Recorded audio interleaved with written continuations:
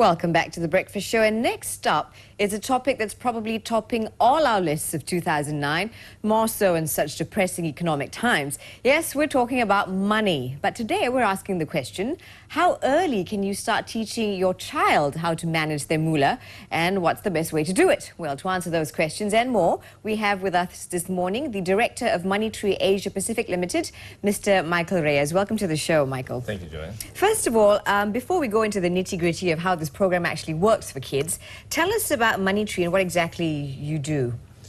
Well, essentially what MoneyTree does is we train kids ages from 6 all the way to youths ages about 26 on one, financial literacy, personal financial management, investment, as well as how to start businesses. Right. That's what we Okay. Now, you said from ages as young as 6, right? Now, a lot of kids out there, I know when I was a kid, none of us were concerned about running a business or managing the money. All we wanted to do was run to the tuck shop and buy, the latest candy. Yeah. So how do you make it interesting for somebody as young as 6 years old? Well, what MoneyTree does is the entire class, we call it a class, but if you have a look at it, it doesn't look much like a class, because we run a mini economy inside. Right. We use stuff like this. We use our own currency. Right. Because it says MoneyTree on the bottom. It's our own currency. On these notes. Right. And what we essentially do is, when we train these kids, we use this money as incentive. If they answer questions correctly, we pay them in money. Okay. If they do assignments, we pay them in money. The reason we do this is because we're trying to help kids understand that there's value in what you do.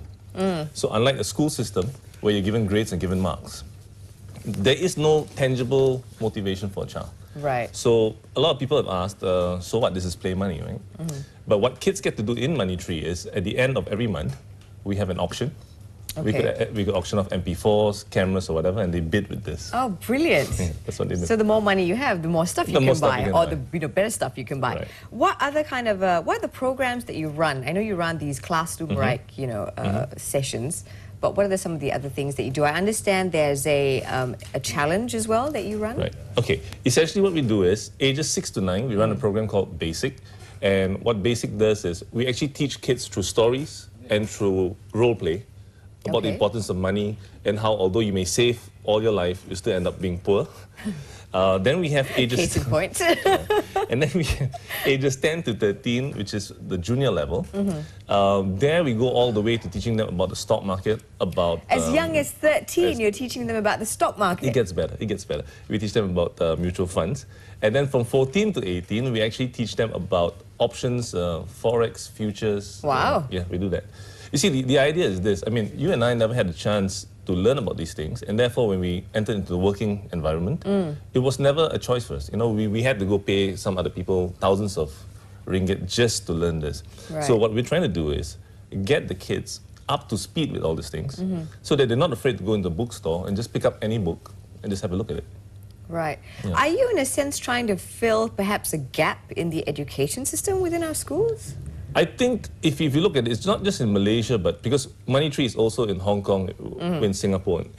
In the Asian community, if you look at education per se, many a times we don't encourage kids to express themselves. And this is evident in the Malaysian society because, kids in school don't volunteer answers. Yeah. Because it's a painful experience. I think you remember, when we were in school, we tried to sit behind somebody who's big. Yeah. Right? So just slip down and nobody always sees, in the back right? of the class. See, what we try to do is, by encouraging kids to answer and give them money, we've got a system called the GRAB system, which means if I asked you, Joanne, what's the importance of money in circulation, for example? Right. And you took more than 6 seconds to answer. Somebody else in class can raise their hands and say, grab. That's what they can do. Right. What they're technically trying to do is grab that money from you. So we have a class that's totally out of control from the standpoint that kids volunteers answer and it just goes fluidly. And that's what you don't get in a typical Malaysian classroom. So we also expose kids to, for the older kids, we've got the business challenge which you're talking about. Right. We run a business challenge now called the Yes Challenge. And just because I've just been so stunned with the ages that you teach kids these things, what is the age group that, goes through this business challenge? Okay. For the business challenge, it goes from 17 to 25. Okay.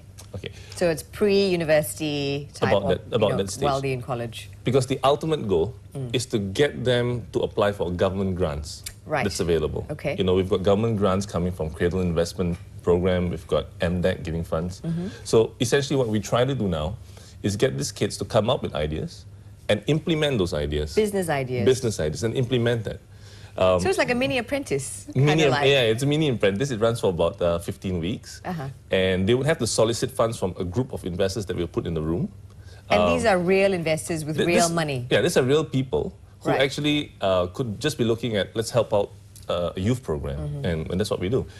And they would learn the entire experience from coming up with the idea, getting the ideas shot, having to pitch for funds in front of real people who need real questions answered. Right. And if they manage to solicit for those funds, they then implement those ideas, and we put mentors on board that get these ideas off the ground. So what it is, it's a real way of, touching business, understanding what business is about, and that's what we try to do. That's probably another gap that we see. You could come from a business school, and lots of stuff are theoretical. It's theory, Yeah. I'm not saying the theory is not useful, but knowledge is only as useful as how much you apply. Right. So what we try to do is get those kids to actually see this bridge, that what you learn, and applying that is just a bridge that you have to connect to experience. And that's what we do at MoneyTree. Okay. Now, how many teams participate in the business challenge? So how many, say, business proposals? Okay, right now we've got 24. Wow. We've got 24. They come from 11 different colleges. And to make sure that they understand what they have to do, they first run through a training program that we do with them. That's also to evaluate the ideas and help them knock them into shape before they stand before a panel of judges.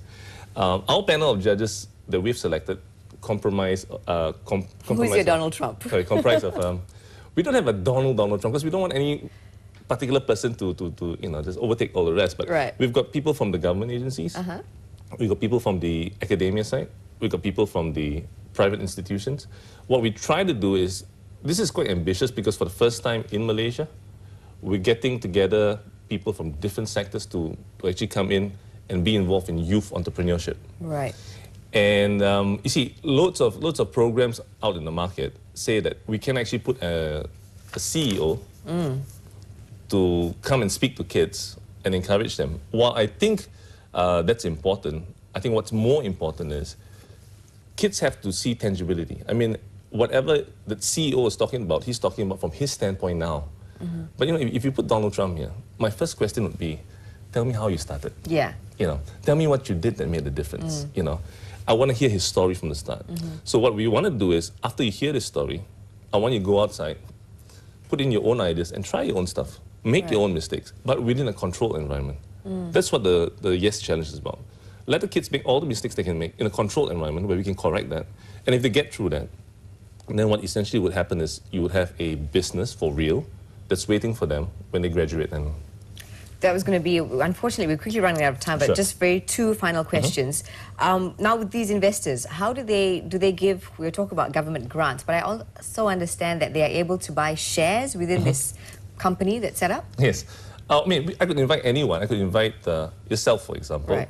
Anybody who would like to just participate in the program, because the kids can only solicit up to 25,000 ringgit. Okay. Because what they're running is a pilot of the actual idea. Remember, I said this is just an experimental thing for them. Okay. So anybody can. Yes, they will get a piece of the pie. So if you enter now, you're actually buying at bargain basement prices. Right. And you get to see the idea fly. So both parties benefit from this as well. So if it's a really good idea and it takes off and it becomes a multi-million-dollar company, you've invested, say, maybe 5,000 ringgit. The other thing is, what is so they've set this up, say, a group of kids that graduate college, say, maybe at 22, 21, 22. And then while in the period between the time that they actually start running the business, there's that kind of, lame duck period, I suppose, in between. What happens then?